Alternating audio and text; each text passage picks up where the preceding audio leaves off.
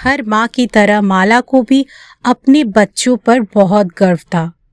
प्रभात जी से झगड़ा होने पर अक्सर इतरा कर बोलती, मेरे बच्चे अपने पैर पर खड़े हो जाएंगे तो मैं उनके साथ रहूंगी, आपके साथ नहीं। प्रभात जी भी बोलते, देखता हूँ तुम्हारे बच्चे कितना करते हैं। सुनते ही माला गर्व से कहती, देख लेना, मेरे बेटे तो नौकरी लगते ही मुझे साथ ले जाएंगे। इसी तरह खट्टी मीठी नोक झोंक के बीच बच्चे बड़े होने लगे। पहले बड़ा बेटा अरुण इंजीनियरिंग की पढ़ाई करके एमएस करने अमेरिका चला गया। माँ, मैं पढ़कर जॉब करने लगूंगा तो आप मेरे साथ ही रहना, का आश्वासन दे चला गया।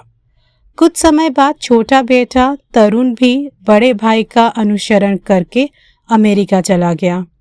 रह गई तो सिर्फ माला जी और उनके सपने। प्रभात जी की सीमित आय में माला जी के ख्वाहिशों को पंख नहीं मिल पाता था।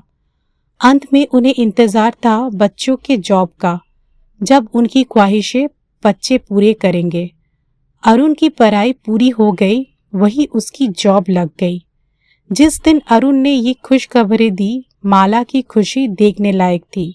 ढेरों रिश्ते आना शुरू हो गया और माला जब तक लड़कियां छांटती, तभी अरुण ने माला को फोन करके बताया उसे अपने साथ काम करने वाली अलका पसंद है। प्रभात और माला ने फिर कुछ ना सोचा और धूमधाम से शादी करवा दी। शादी के बाद अरुण अपनी पत्नी के साथ अमेरिका वापस चला गया।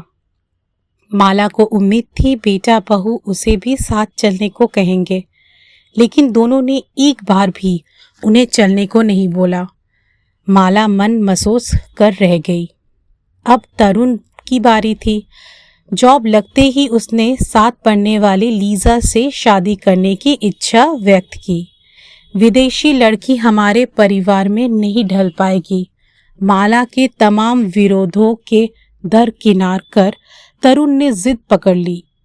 प्रभात जी के समझाने पर वो हमें बिना बताए शादी कर लेता तो माला ने अनुमति दे दी। बस शर्त रखी, विवाह भारत में ही होगा। नियत समय पर तरुण लीजा और उसके माता पिता के साथ भारत आया। प्रभात जी ने सारा इंतजाम कर रखा था। धूमधाम से शादी हो गई। विवाह का सारा खर्चा प्रभात जी को उठाना पड़ा। शादी के बाद तरुण लीजा और उसके माता पिता को भारत भ्रमण कर ले गया।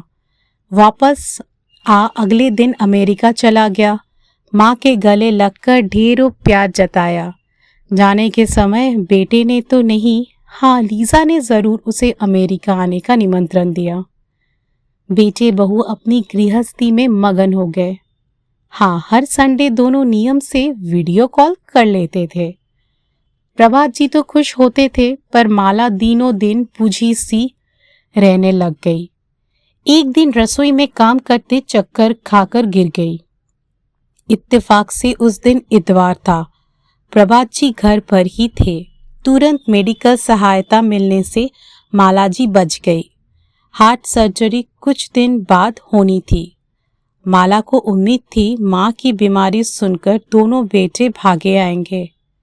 दोनों बेटे चिंता से व्याकुल हुए, लेकिन आने में असमर्थत व्यक्त की। पिता को ढेरों नसीहत और कुछ डॉलर भेज दोनों ने कर्तव्य की इतश्री कर ली। माला के दिल की बात समझ प्रभात जी ने माला का हाथ अपने हाथों में ले समझाया, माला, जब तक मैं तुम्हारे साथ हूँ तुम्हें परेशान होने की जरूरत नहीं। पति पत्नी का अटूट बंधन होता है। बच्चों की अपनी दुनिया हो गई, उसमें हमारे लिए स्थान नहीं है। उनसे तुम ज्यादा उम्मीद नहीं रखोगी तो दुख भी नहीं होगा। एक चिड़िया से सीख लो जो तिनके तिनका जोड़कर अपना घोंसला बनाती है, नन्हे बच्चों को सुरक्षित रखने के लिए, उनके खाने पीने के लिए दूर दूर से खाना लाती। वही बच्चे जब उड़ना सीख जाते तो एक दिन माँ को छोड़ घोंसले से उड़ जाते, अपनी नई दुनिया, नई जिंदगी जीने के लिए। उड़ान को कोई कमी रोक नहीं सका। माला भी समझ गई पति ठीक बोल रहे हैं। ये आज के जीवन का सच है। पर मैं तो आपको हमेशा ताना देती थी, मेरे बच्चे कमाने लगेंगे तो मैं आपको छोड़ दूंगी। आपको कितना दुख होता होगा। माला, ये सब ताने भी जिंदगी है। एक माँ का गर्व है। तुम्हारे बगैर मैं अपूर्ण हूँ।